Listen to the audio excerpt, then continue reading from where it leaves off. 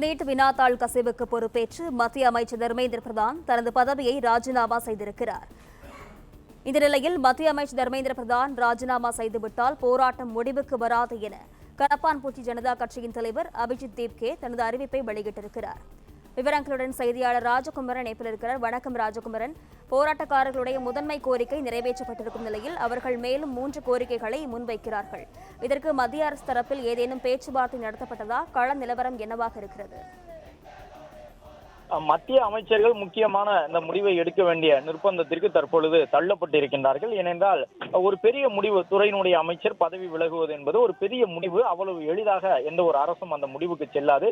ஆனாலும் கூட மாணவர்கள் தொடர்ந்து போராட்டம் நடத்தியிருந்தார்கள். போராட்டத்திற்கு பிறகாக தேசிய தேர்வு முகமையைச் சேர்ந்த ஒரு 47 அதிகாரிகள் மீது நடவடிக்கை எடுக்கப்பட்டிருந்தது. நீட் வினாத்தாள் முறைகேடு, நீட் வினாத்தாளை கசிய விட்டு விட்டார்கள் என்ற அடிப்படையிலே.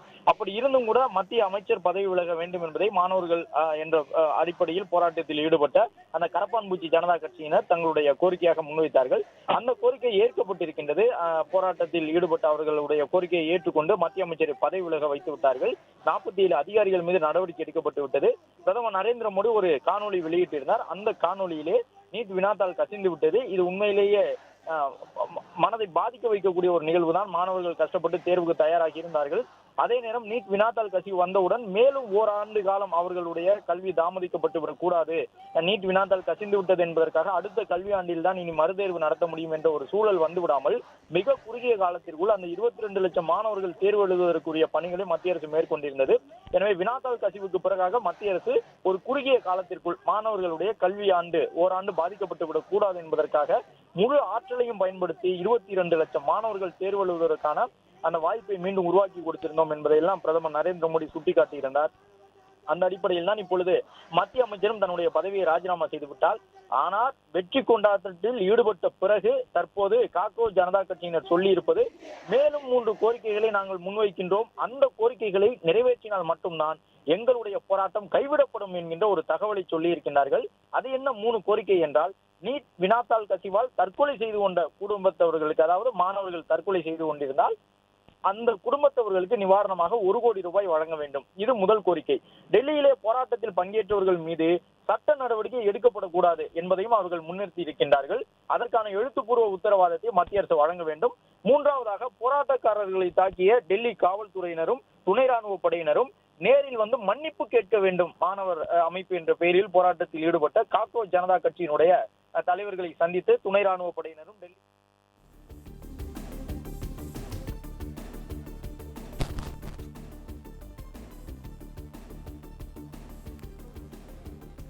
மத்திய அமைச்சர் தர்மேந்திர பிரதான் ராஜினாமா செய்த நிலையில் டெல்லியில் போராட்டம் நடத்தி வரும் கரப்பான்பூச்சி ஜனதா கட்சியினருடன் மத்திய அரசு 3வது கட்ட பேச்சுவார்த்தையில் ஈடுபட்டிருக்கிறது.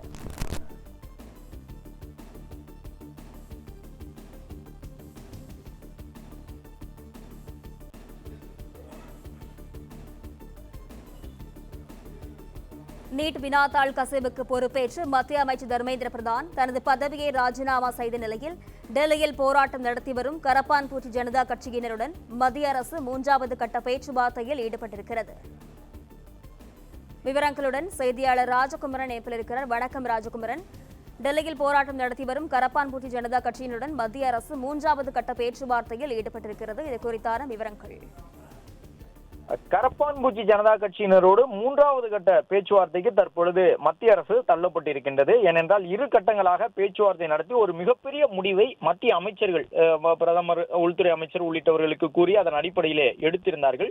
இந்த நிலையில் இப்பொழுதும் போராட்டம் முடிவுக்கு வரவில்லை. மேலும் 3 கோரிக்கைகளை அவர்கள் முன்வைத்திருக்கின்றார்கள். போராட்டக்காரர்களாக காவல்துறையினர் வந்து எங்களிடம் மன்னிப்பு கேட்க வேண்டும், துணை ராணுவ படையினர் வந்து எங்களிடம் மன்னிப்பு கேட்க வேண்டும் என்ற அடிப்படையிலான 3 விதமான கோரிக்கைகளை முன்வைத்து அதற்கு எழுத்துப்பூர்வ ஒப்புதலை நீங்கள் வழங்கினால் மட்டும்தான் அடுத்த கட்டமாக போராட்டத்தை கைவிடுவது பற்றி நாங்கள் யோசிக்க முடியும். மத்திய அமைச்சர் பதவி விலகிவிட்டார் என்பதற்காகவெல்லாம் எங்களுடைய போராட்டத்தை முடிவுக்கு கொண்டு வர முடியாது என்று சொல்லியிருந்தார்கள். எனவே இப்பொழுது பிரதமர், உள்துறை அமைச்சர் உள்ளிட்டவர்களுடைய அறிவுறுத்தலுக்கு ஏற்ப 3வது முறையாக பேச்சுவார்த்தைக்கு மத்திய அரசு சென்றிருக்கின்றது.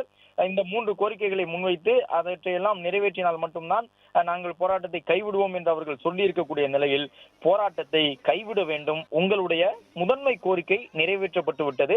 எனவே இந்த போராட்டத்தை நீங்கள் கைவிட வேண்டும். உங்களுடைய போராட்டத்தை பயன்படுத்தி சில தீய சக்திகள், பிரிவினைவாத சக்திகள் ஏதேனும் கருத்துக்களை மக்களிடத்தில் பரப்புவதற்கு முயற்சிக்கின்றார்கள் என்பதை நீங்கள் உணர்ந்து கொள்ள வேண்டும் என்ற அடிப்படையிலே இந்த பேச்சுவார்த்தையில் மத்திய அரசிடமிருந்து ஒரு வேண்டுகோள் கரப்பான்பூச்சி ஜனதா கட்சிக்கு முன்வைக்கப்படும் என்று எதிர்பார்க்கப்படுகின்றது.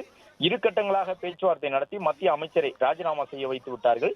அது மட்டுமல்லாமல் மத்திய அமைச்சருடைய ராஜினாமா என்பது சற்று முன்பாக எடுக்கப்பட்ட முடிவாக இருந்தாலும் 40க்கும் மேற்பட்ட அதிகாரிகள் நீட் தேர்வை நடத்தக்கூடிய தேசிய தேர்வு முகமை அவர்கள் அதற்கு பொறுப்பேற்று அந்த பதவியிலிருந்து நீக்கம் செய்யப்பட்டிருந்தார்கள்.